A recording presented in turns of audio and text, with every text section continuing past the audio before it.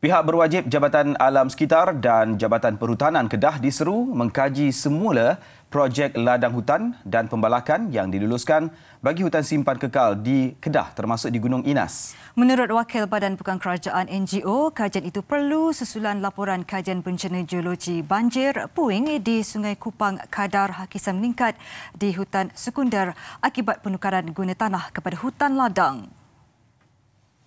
Penasihat Kelab Sahabat Alam SIK dan Gras Kedah Muhammad Sobri Ramli berkata, NGO menyambut baik dapatan laporan berkaitan yang mengesahkan punca bencana geologi pada 4 Julai lalu.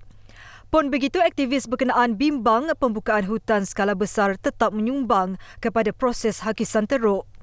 Pihaknya juga bimbang jika laporan penilaian impak alam sekitar EIA yang diluluskan tidak lengkap termasuk berkaitan kajian impak sosial secara terperinci. Jabatan Alam Sekitar dan Jabatan Perhutanan di Kedah perlu mengkaji kriteria penubuhan ladang hutan yang telah ditetapkan seperti mana pembangunan di kawasan yang berkecenderungan melebihi 25%, iaitu seperti yang kita lihat di Gunung Inas. Saya yakin terdapat cerun-cerun yang tidak mematuhi 25% kecenderungan telah ditarah, ditebang dan dibuat teres. Pihaknya turut mempersoalkan pemilihan tanaman durian yang tidak disyorkan pihak perhutanan untuk ditanam di ladang hutan simpan kekal. Kerana hutan simpan kekal perlu dijaga ataupun perlu ditanam pokok yang sesuai untuk dibalak kembali. Tetapi apabila ditanam dengan pokok durian musangking, perlu ada penjagaan, perlu ada pembajaan, perlu ada peracunan.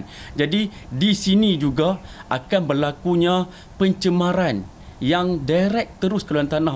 Beliau mahu semua pihak mengambil iktibar pembukaan kawasan hutan berkenaan yang didakwa dilakukan secara kaedah cuci mangkuk yang menyebabkan kemusnahan ekosistem dan biodiversiti dan menyebabkan tiada zon penampan yang menghalang sisa puing ke kawasan sungai.